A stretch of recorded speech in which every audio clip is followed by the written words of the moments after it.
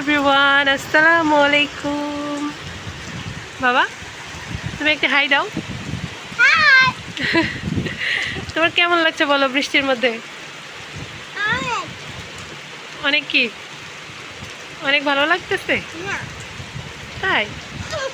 এই দেখো আমরা বাজার করলাম, বাজার করে এখানে বসে আছি, গাড়ি পাচ্ছি না কোনো, খুবই বৃষ্টি হচ্ছে।